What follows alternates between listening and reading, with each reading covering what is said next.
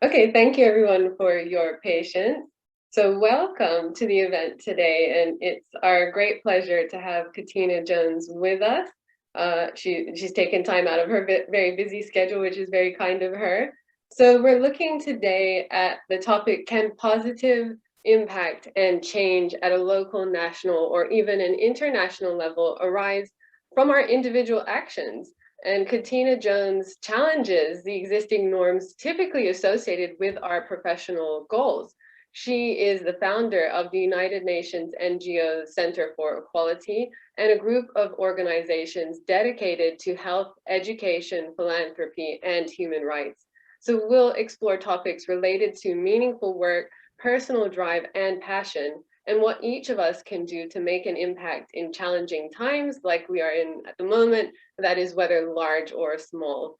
So my name is Jenifer Varzaly. I'm an assistant professor in commercial and corporate law. And just a quick announcement as well before we get started, that you can certainly post any questions that you have as we go along in the Q&A box, and we will deal with them after the interview has taken place as much as we can. I can see that there are a lot of participants, which is great. So please do post your questions, and as mentioned, we'll just deal with as many of them as we are able to. And this event is part of the Cambridge University Festival, organized by the Cambridge University Baha'i Society, the founding principles of which include the oneness of humankind, equality between men and women, universal education, and the eradication of extremes of wealth and poverty. So we are all responsible for breaking down barriers of race, creed, class, and nation. And this will in time lead to the betterment of the world and an ever-advancing civilization.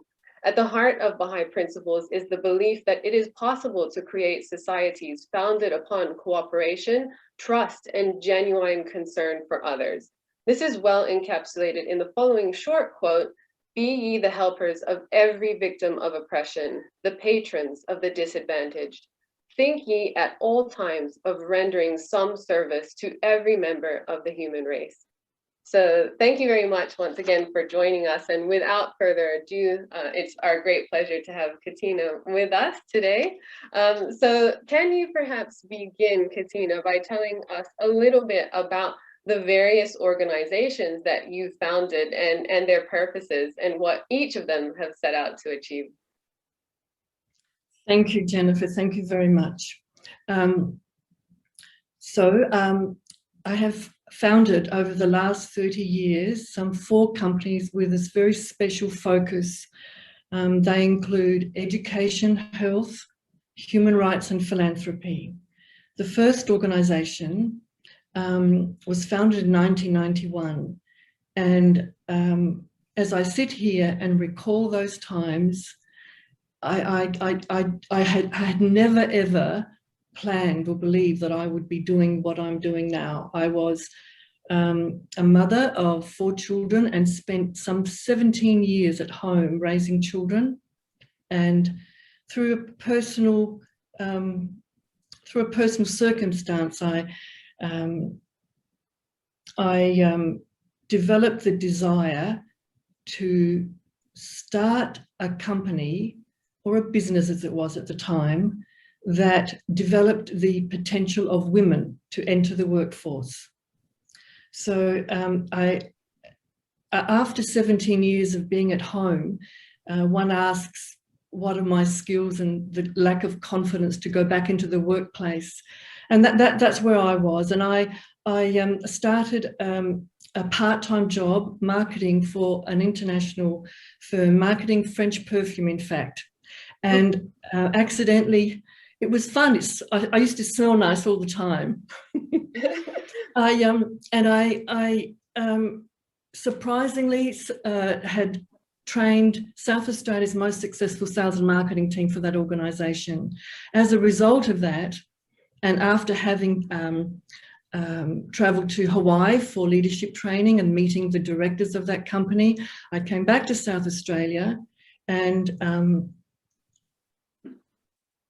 through some challenging circumstances, found myself reassessing life. It's a bit like traveling 200 kilometers in a car, and you're concentrating on the road ahead and you can't see anything but what's in front of you going so fast. And all of a sudden, the lights went red and I stopped and I understood and looked around and saw things that I hadn't seen in my life before.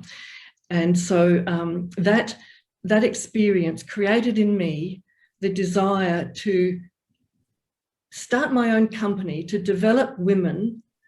And I thought, if I could do it for that company, I can do it for myself in a more meaningful way. And the team that I had developed were mostly women that had children at home and were very much like me, didn't have a lot of confidence or knowledge about how to get back into the workplace. So Equals began as a development and training centre for women. And it was meaningful to me because I felt that if the contribution of the development of women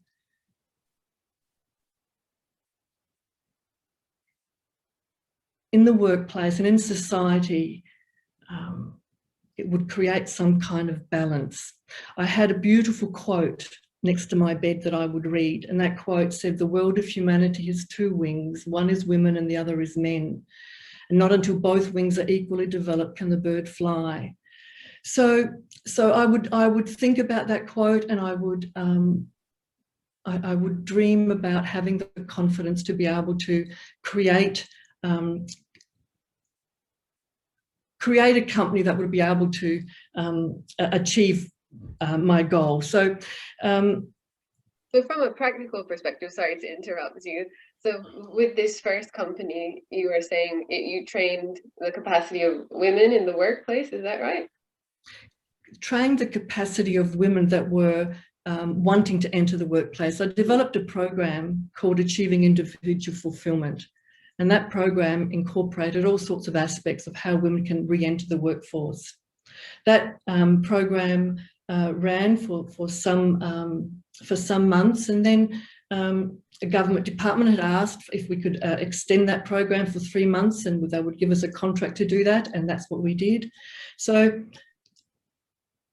it started as training women, but it ended up with all the challenges that we faced along the way.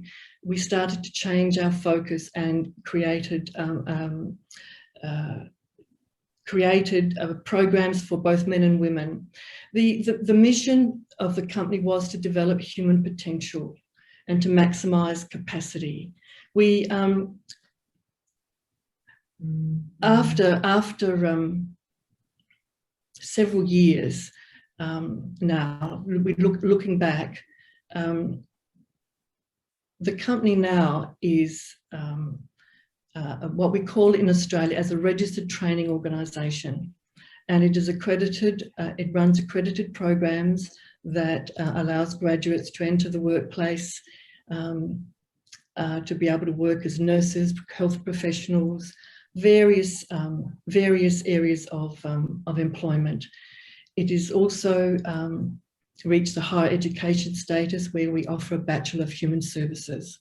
So the company has been dedicated to the development of human potential, and it's been built on a foundation of very strong spiritual principles and values. So the growth is huge.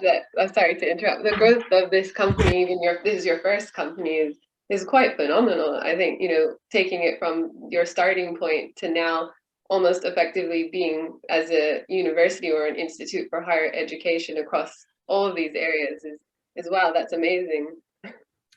It is, and it's been an interesting road, Jenifer, for the last 30 years. But the company has the experiences that I've had during the last 30 years has brought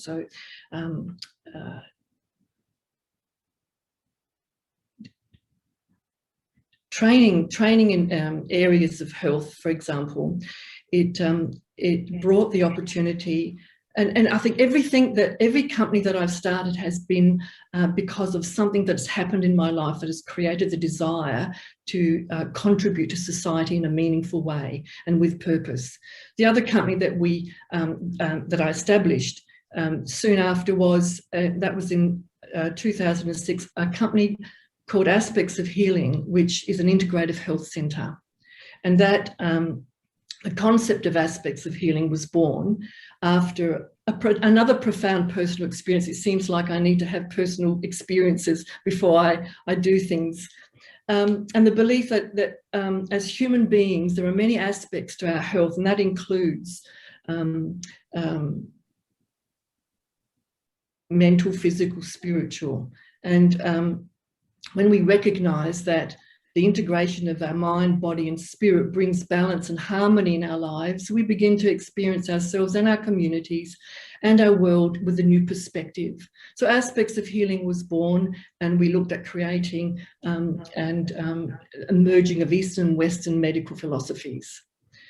From that was born Ayurveda Village, which is a 9-acre property. It's a wellness centre in the Adelaide Hills. And there we specialise in Ayurveda products. Ayurveda is the original medical science in India and becoming very much popular and growing in demand in Australia. And Jenifer, during my travels in with Equals, I had the good fortune to be on the committee for UNIFEM, and I was one of the delegates. Maybe if you could just, sorry to interrupt, if you could just say what that is for the attendees that may not be familiar with UNIFEM. UNIFEM was the United Nations Fund for Women in Developing Countries, and that is now called, in 2011, the name changed to UN Women, and it was advocating for women's empowerment and women's equality. And so as a delegate to the 4th World Conference for Women in Beijing, that was in 1995, I was exposed to and the opportunity to listen to women from countries all around the world and listening to the plight of their situations. And it opened my eyes, and it taught me a great deal, and it motivated me to want to do more to develop women and to contribute in some way, some meaningful way. So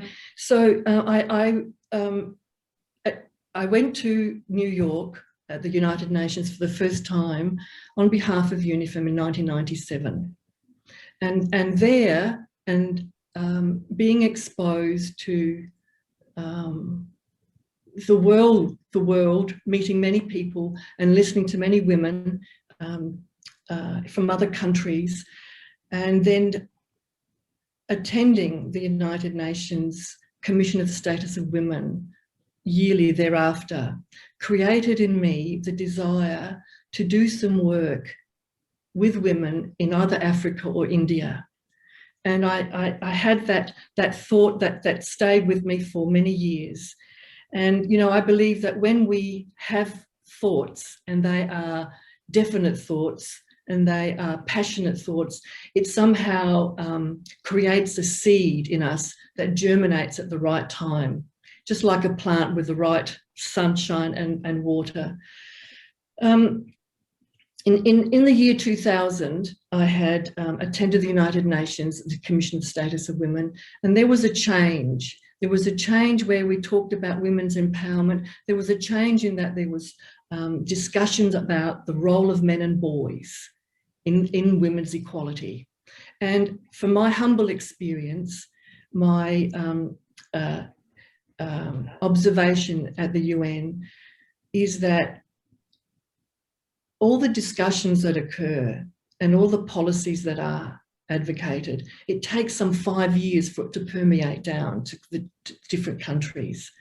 So in the year 2000, watching and listening to the change of what I perceive the change in thinking, I established the Centre for Equality in Australia. You see, I think being exposed to a platform of people around the world, you may look to influence international policy, but the great thing is that you can come home to your own country and implement actions that can be faster in their results than waiting for governments. I don't believe that we should be waiting for governments to do everything for us. And that was the experience that I had. And a lot of the companies that I have founded and I feel passionate about has been as a result of those experiences. So in the year 2000, I registered the company Centre for Equality, and in the year 2015, we applied and were very, very fortunate to achieve consultative status with ECOSOC, which is the United Nations Economic and Social Council. And so that allowed us... What a great achievement. Well, I never think of it as an achievement, but there's a burning desire to be able to contribute in a way. And I think that what I've learned over those years is that anyone that wants to achieve something can do it if they really want to. And I think that I think about these things a lot, because I think if we wait for other people, for the masses to create change, it won't happen. Change comes from us on an individual basis. And so the little things that we do create big waves, create big opportunities. And we never know when we are, as a result of our passion, that we may join a committee or an association. We never know something that we say or something that we do, the effect it has on somebody else, and what that occurs when we don't know somewhere down the track. And so the profound desire to have the autonomy to be able to make changes was very strong. And so from that, and before that, going back to Africa and India, I travelled to India a great deal. But in 2012, I founded the Equals Foundation. So at Equals International, which is our registered training organisation, there are many opportunities and many opportunities for us to see what the needs are. And it's like a mother company to me, because from that company has been born and initiated other ideas and companies that fit into it, because it's a way, and it's a way of living for myself and my family. And so Equals Foundation was born and became an Australian registered charity. One day, as I was sitting at reception when staff were about to leave at Aspects of Healing, there was an African man that walked past the window, and he looked in and he just made a U-turn and came inside. And he said to me, "What do you do here?" And I said, "Well, it's an integrative health. I was starting an integrative health clinic, and before I could say, he was so excited, and he was asking questions. He was an Olympian. He was on his way home. He worked for the government, but that chance meeting created the opportunity for discussions that carried on for some years, and the idea of a school in Nigeria was born through that relationship. And there, Equals Foundation was able to initiate, together with that African man called Uruma, who together we have formed a partnership for the last nearly 12 years, where we have been able to establish a free school for underprivileged children, focusing on the development of girls in particular. And so that school now, those children that started at that school from nursery are ready to go to high school next year. Wow. So I don't think about these things so much as they are things that happen as life happens. It's not as though they are planned. They are I think 4 companies is enough for now, but I guess what I'm saying is that there are many ideas and many opportunities in the process of establishing these companies that has given us, myself and my family, and I don't believe anybody can achieve anything on their own. And I think when you have like-minded people that work with you, it enriches the journey, but it also gives the opportunity. It is a magnificent way of living, because work is not work. Work is a way of life. And the changes that you bring and create in people's worlds is just, the words can't, they fail me. It is, it's a life worth living. Wow, it's so inspiring. I think so many of us deal with those challenges, like how can we make our work meaningful? How can we do the types of things that you described? I wonder if I can ask you a little bit about your journey or transition from motherhood to entrepreneurship, just because I think, even in my work, I see for so many that's so challenging even to transition back to a job, let alone to say, let me start a company. Can you speak to us a little bit about that? I started my career at the age of 16 in a bank. I came from a banking background, and from that banking background, within the bank, I joined, and I was asked to actually join their newly formed promotions marketing department. After I got married and had children, I stayed at home. When you talk about a transition, it's very difficult, I think, for women, especially in those years, which was the early 70s, the idea of a career didn't exist so much. Women stayed at home, raised children, and in the process lost a lot of confidence and skills. And so the transition for me, after realizing I wanted to start my own company, and when I say that, there were moments when I thought, well, who am I? And who am I to start a company? And what are my credentials? And if it's such a great idea, why hasn't somebody else done it? And how am I going to do? But my profound belief in what I was doing and my absolute and utter faith in what I was doing drove me to know that I could do that I was sort of aiming to achieve. The transition meant for me to do some further studies in business, and I also did some studies in women's business studies, in trying to understand more about how to approach the subject of developing the potential of women to re-enter the workplace. And a lot of my education came through serving on communities and boards. And I think that we should never underestimate, we don't have a degree to work in the area that's meaningful to us when we talk about being of service to people. It's not a degree that we're looking for. We're looking for our humanity, and we're looking for something more than the material world that we are so much a part of every day today. So serving through committees, learning, and being of service to other people was a great education to me. And that was the transition. I learned a great deal from being of service to other people. My confidence grew and my knowledge grew. Yeah.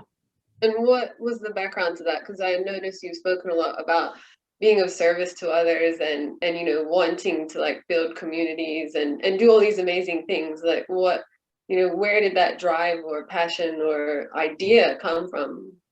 And that's a good idea. I think all my life I had been searching for some meaning, and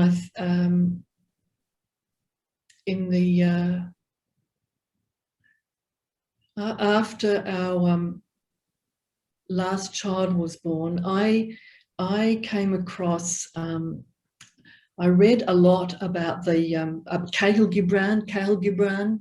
His writings led me to the Baha'i writings, and I fell in love with the Baha'i writings. I spent 5 years breastfeeding a child and reading a book. I think I read more books in 5 years than I had read it in all my life.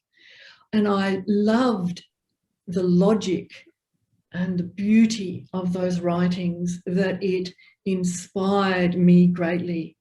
And it inspired me to the point where I felt that I had a prescription to be able to live a different kind of life that was more targeted and meaningful to me. And I think, Jenifer, everything happens to us for a reason.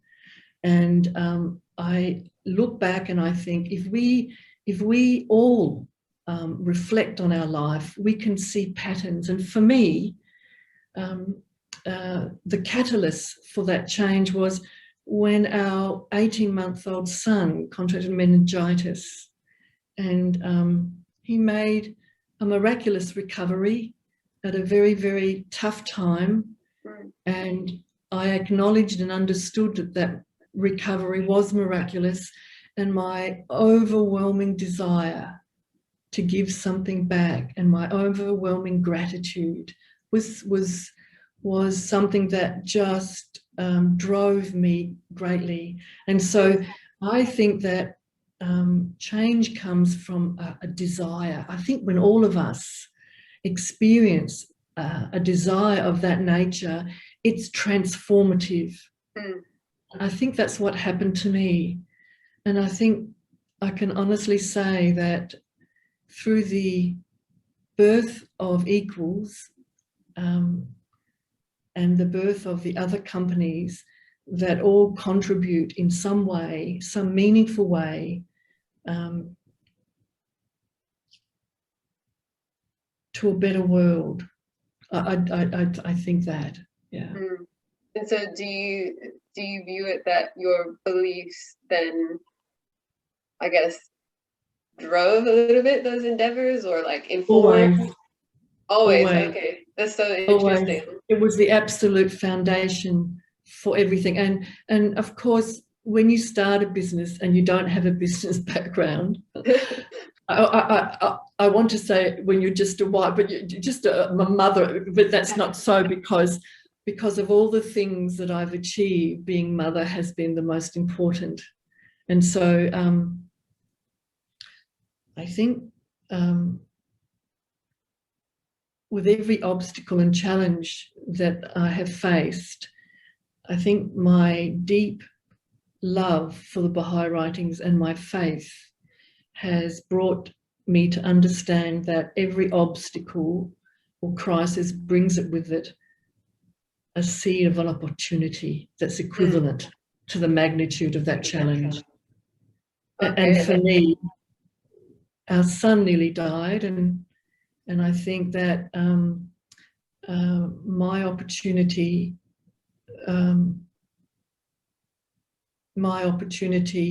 was, well, I look at the company Equals as that opportunity that gave me the impetus and the drive to create something. It's not just for me, it's for the spiritual values upon which it has been built. The equality of women and men is its foundation, because of the belief that the spiritual principle of the equality of women and men, when that occurs in the world, we will achieve world peace, and we won't achieve it without it.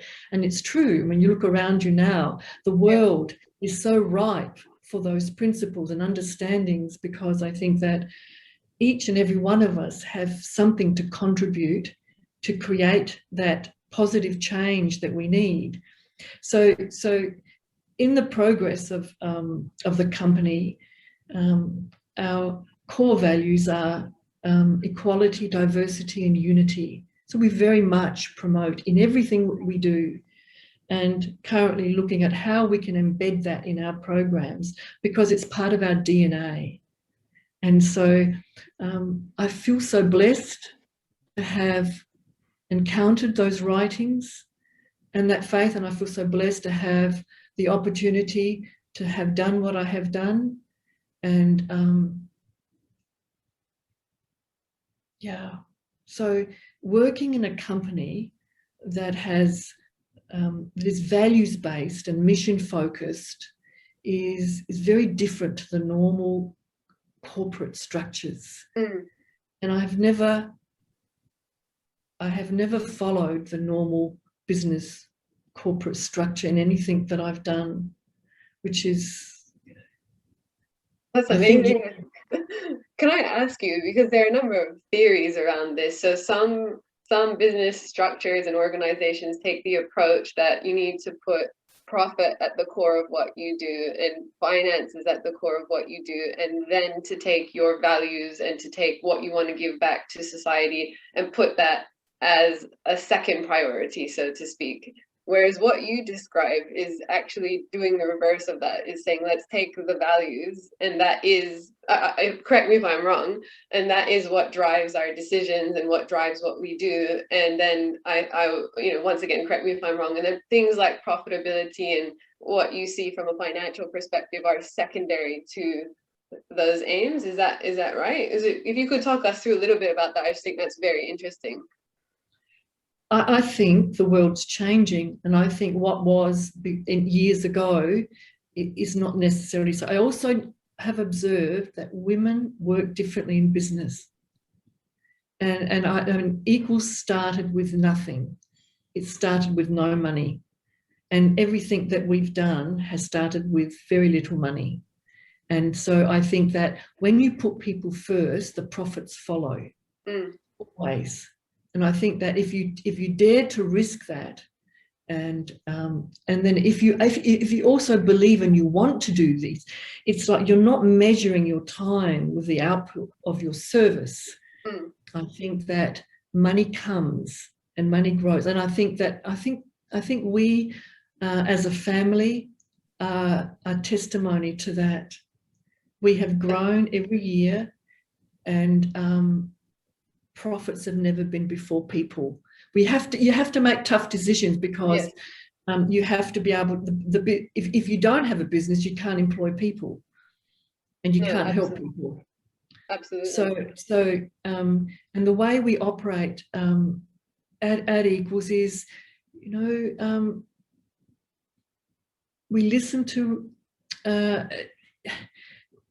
we listen to people's needs, and we're responsive to them in various ways. So I'm looking for an example of we're looking at aspects of healing. We look at aspects of healing as a service to the community. It's one of the few integrative clinics in South Australia that has survived for 15 years, 16 years nearly. And I think that,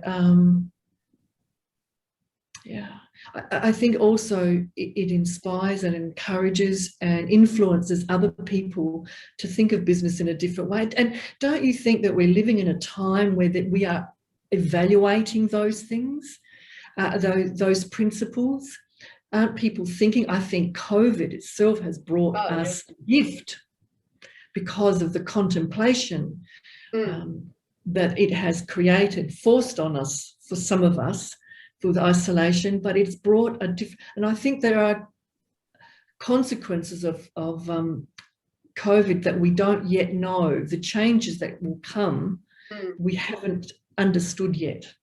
Yeah, I think there will be good changes. I think so too. Yeah, no, I totally agree with you. Yeah, that's exactly what I do in corporate and commercial law. And post-COVID, there's been a lot of policy talk about saying that it's not sustainable to just put financial gain above all else, and we have to look at actually people are involved in this, and how do you help people, and how do you bring equality back into a corporate setting. And I would just take a minute to say that we will be taking questions from the audience. I can see that some have already been posted, so if any of the other participants would like to post a question for Katina, we'll be very happy to take them. Just before we go to those questions, my last question is just, what advice then would you give to those participating today and wanting to do the type of things that you've done and not really knowing how to make that change in their own life or their own career? Is there any kind of practical guidance you might give? No, I think we have to have the belief that one person can make a difference in the world, and they can. And I have to say, if I can do what I've done, anybody can, really they can, because all you've got to do is have passion. Your thoughts, your words and your actions can create change. I think that to be of service, to enroll in committees or service organisations, and I think this idea of thinking of yourself first is so wrong. I think it is putting other people first and being selfless, being persistent and having faith in yourself, and never underestimating the capacity that you have to make the change that you want to change. And I think that change comes from grassroots. That's us. It's not big corporations. It's not governments. I think governments we ask too much of governments. I think we have to take action and take responsibility. And I think belief and faith in yourself. Absolutely. Yeah. Absolutely. And then what if, I totally agree with you. So say you start from that. My question, this is even almost a personal question, and you have an idea and you have whatever value that you're really passionate about that you want to bring to your community, then like, what's your first step? You know, like even with your example where you said I was a mother and I was out of the workforce, and that, how do you know like what's step one for you to try and take, you know, I know you said take action, but what do you do? You know, this may sound strange to you, but I have operated our businesses through prayer and reflection and meditation, and I have acted on those answers that come from meditation. I think, you know, I have defied all business principles. I think a lot of women do in many ways. And I think if anybody has an idea for something, they should reflect on it and meditate on it. And, you know, the brain knows no difference from what it sees to what it imagines. I think our imagination, you take action, and in your action, you'll find your answers. Because in the action that you take, it is like, it's like wanting to go to London from where you are, and you're on your way to London because that's your goal. And along the way, there's a detour. There's a sign that's been, and you said, oh my goodness, I'm going to be late. And you have to go to the left and go all around and go through winding roads. And through going through those winding roads, you find what you're looking for. Oh, interesting. Oh, thank you. So, oh, sorry, go ahead. Yeah, and that's what I think you need to, I have to say, you have to use your intuition a little bit. You say gut feeling if you want, but yeah. I think you have to, yeah. Okay, so if you don't mind, Katina, we'll go to some of the questions from the participants today. So the first one, I won't read out the names, just says, thank you for your presentation. What have you learned about yourself since you began your first company? Oh, I have learned a lot about myself. I have learned that I, like many other people, have untapped potential that had I not had the experience that I did, I would never have known. I would never have known. And I think I am like everybody else, and everybody else is the same, given that the opportunity. And if they're not given it, they should make it. So I've really learned about myself that I can do more than I thought I could do. That's really profound, actually. And I think, do you think that applies to all of us? Oh, yes, I do. I think there are gems that lie deep in everybody. And I go back to the simple mission of Equals was to develop human potential. And I think, if I can say that our humanness is, we are spiritual beings having a human experience. And if we go within ourselves, we will find so much more than what we imagine. And we can achieve anything we want to. Truly we can. I look around me and I see so much opportunity in the world that is dormant because we ourselves don't have that something, that belief or that faith in ourselves to actually action. No, it's so important. Okay, we'll go to the next one because I know we're short on time. We've got quite a few questions to get through. So the next one, how did you drive equality within your companies? How did I drive equality? How did you drive equality within your companies? Oh, that's a good question. So we have, well, I want to say this to you, that we started with women and we developing the potential of women. And through government funded programs, we had men that were single parents that came and told us that they had the same need. And so 30 years on, and everything that I say, I have to ask myself, am I doing what I say I'm doing? And so equality is one of those. So it is implementing in programs the concept of equality and raising awareness for people to discuss it and to have dialogue and discourse.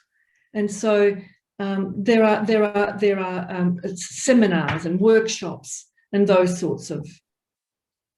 Yes. Okay, excellent. So the next one, and this is a little bit of a tricky one, but we'll see how you answer this. So which kind of work do you think we should do to change society? Is the next question. Which kind of work? Which kind of work? So many. Well, I think I can't tell somebody what work to do. They have to find it within themselves. And there is so much work to do. We have so much poverty in the world. Giving opportunity for education. There's health. There is so much, but education has to be number one, doesn't it? Because education gives us wings. And when we educate women, young girls, they educate their children. Yes. So to educate a woman is to educate the world, isn't it? Yeah. What am I saying? It escapes me at the moment. So it's anything and everything, and it's as small as helping an elderly person. It's whatever we are stirred to do. And I think that if we stop thinking about ourselves and looking to see what we can do for somebody else, we find the unfoldment of many initiatives that will expand us. It is actually, giving sorry, go ahead. Sorry. Okay, and the next one is, thank you for your insights. How did you deal with failures, if you had any? Can you reflect on a specific challenge or failure? Yes, there were many failures or challenges, but what I've learned, and I say this, what I've learned is that when there is a failure or there's an obstacle, it's telling you something, and you have to look to see what the message is. And there are many examples that we all encounter, and it makes us maybe do something different, do something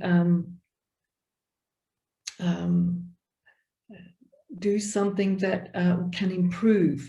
And I think if I can say, Equals Women's Development and Training Centre, through losing a contract because we were all women, we got to understand that we had to also include men, and that loss of contract for us meant we rethinking how we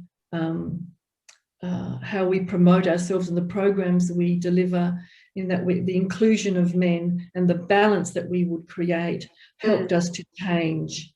And so that failure created an advantage for the company and helped us to grow.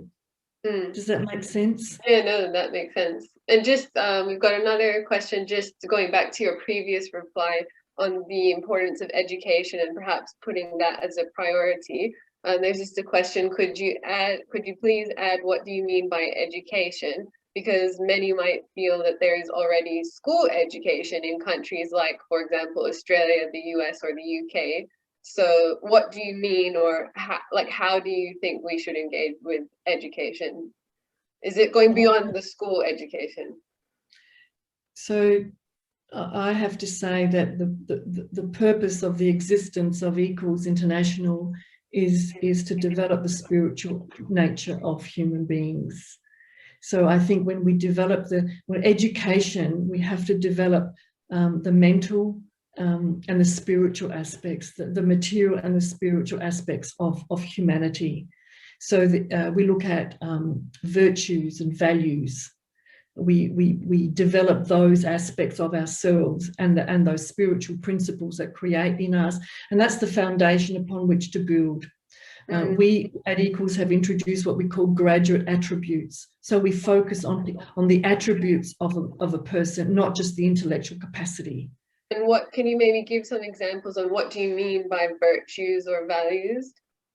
Compassion, empathy, self-awareness, love.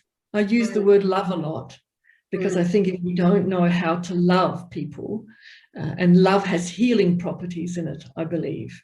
And so we train nurses, and years ago, the Australian government develops training packages, and those training packages we deliver and are accredited, and graduates are able to work in the health sector. They used to have what they called key competencies, which were those attributes of compassion and communication and empathy and self-awareness, and they took them out. And so all of education was all in our head. It didn't talk about the importance of our behaviour towards each other and our, I think, our love for humanity and our service to humanity has to be part of our education. Moral development has to be part of our education. Absolutely, that's so important. Okay, so the next one. What should you do, or what should we do when we feel like giving up on our dreams? Oh, I've experienced those moments. I think when you have a deep faith and knowledge of the importance of what you're doing, I think you can't give up, because they say 90% of people give up just before success. Yeah. And I think that tomorrow is always a new day. And I think that never give up, never give up. You keep going. You might do something different, but it actually creates resilience in you and develops courage. You've got to develop courage. And those moments of wanting to give up can be that. And you build on them. Never give up. Thank you. Yeah. And the next one is just a comment to say thank you very much, Katina, for your inspiring presentation. So that's very nice. And then after that, in terms of questions, the next one is asking, well, should we start with where we are, or should we try to do something, for example, like you said, at the United Nations or internationally, or should it be, from the locality where we find ourselves? You don't have to go to the United Nations to start anything. That was just my journey and my education. And you can start right where you are today. And see, my education was by joining committees and being of service in different capacities. You can do that in any way you want to. You can start a discussion group. And, you never know what comes from two people talking to each other, three people talking to each other. But I think if you have the desire, it has to start with the desire. Yeah. And you must always believe in yourself, because you're more than what you think you are. Really, you are. I can't stress that more.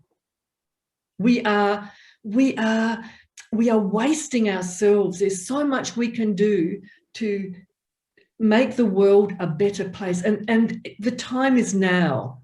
We're living in wonderful times. And we don't want to miss the opportunities now. When we look back in history, in the future, we will look back to this day. This is a great day.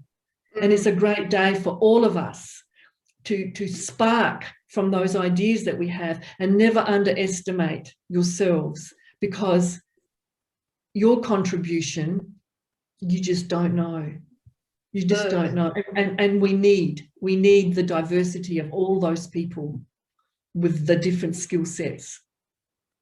Yeah, thank you. Very wise words. And what advice, the next one says, what advice would you give to young women getting into the workforce? Well, is to develop your confidence and your sense of self, is to develop awareness of who you are, because before you can do anything with certitude, you need to understand who you are. And self-realization is you become aware of who you are, you realize who you are, and then you actualize who you are. And that's really important. There's 3 steps there. And I think that forms the foundation upon which to build our dreams and aspirations and our successes. It's in your action you will find your answers, and you keep moving. You don't just sit and meditate and think. Don't dream without the action. I can't stress that more. And then I think we might have time for just one last question. And that is, how would you approach this if you have a very busy job and you want to do something to contribute to society, but you don't have the hours in the day? So how? Well, what do they say? Give. If you want something done, give it to a busy person. Yeah. That's true. You know, in your busy day, you might reflect on what it is. Put in order of priority your values. It's not an easy thing to do, but it's a worthwhile thing to do. What is it that you value, and then put them in order of priority, and then you will make time. Don't waste time. Don't waste your life. Act now, and understand what those values are that you have. And believe me, I just know your life will change. Truly.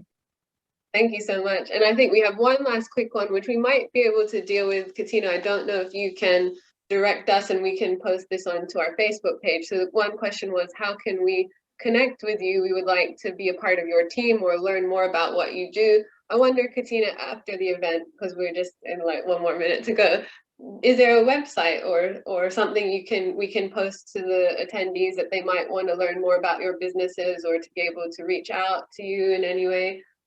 They could go to the equalsinternational.edu.au, equalsinternational.edu.au, and they'll certainly know more about Equals. And your other organizations can be found through that page, or? They can be found through that page, yeah. Okay, well, thank you so much. We've only got 1 minute to go. So thank you so much, Katina, for taking the time to be with us. And for those unanswered questions, I'll just quickly state that Katina has agreed to post a summary regarding any unanswered questions, which we will put onto the Cambridge University Baha'i Society Facebook page. And then we'll also post a link to Katina's website for those of you that want to kind of link up and find out more, or perhaps try and get in touch. We're very happy to do that. So thank you to all of the participants for attending. I think we have a little bit of information to share. We have our organizers have shared the link. So for participants, you can see the link to Katina's website. And I think that our organizers will now be able to share some information about upcoming talks, which may be of interest to those attending this event, if we can see. So great. So we have post-COVID recovery and the future of global economics. So Augusto Lopez Claros is taking this on 8 to 9 p.m. on Tuesday, the 30th of March. And I believe we have one more. Here's the QR code for it as well, if you wish to click on that. And then also New Perspectives on Justice, a talk by Layli Miller Moreau, and that's 7:30 to 8:30 on Wednesday, the 31st of March. And I think we also have a post festival event to share. So for those of you that enjoyed this event and maybe want to connect and have a chance to go into our discussion evening to explore some of the themes which were raised in this talk and more. So the first event will be 7:30 p.m. on Friday, the 2nd. And you can see our Facebook page for this and or click the QR code here. And I think that covers everything. So thank you once again to all our participants and of course to Katina for joining us, and have a wonderful rest Jenifer. of your day. Thank you. Okay, bye.